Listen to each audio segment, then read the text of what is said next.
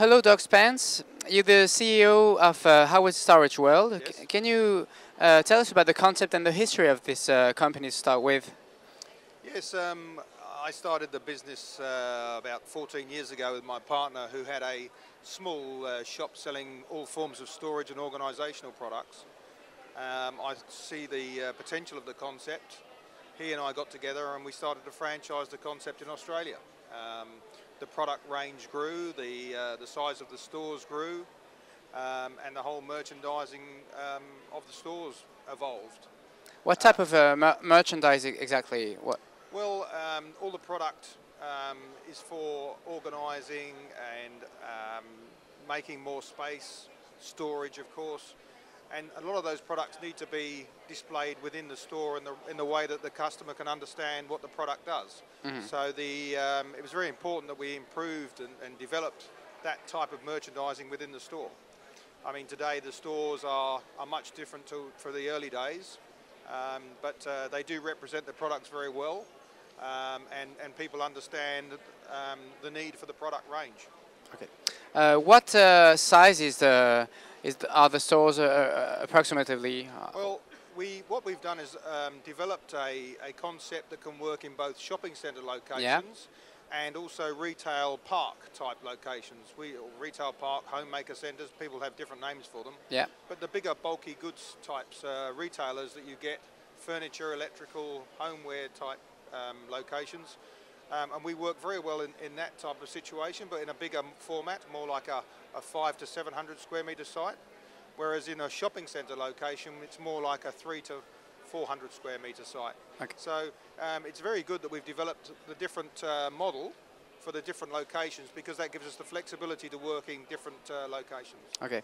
So your concept and the company started in Australia, and then you expanded abroad. And in what countries are you working now? What we found was that where we had identified a need in the marketplace for our range, people often say, well, I find bits of that range in a store and bits in another store, but nobody has the full range that we do, which is what specialty retailing is. And what we identified was that there was a real gap in the market for our type of concept, but then we also identified that there was the same gap in the market internationally. Mm-hmm. So a lot of Australian franchises tend to go to Singapore as their first step. Apart from New Zealand. New Zealand is often looked at as another state of Australia because it's very close. But if you're truly going international, Singapore gives you that distance to deal with.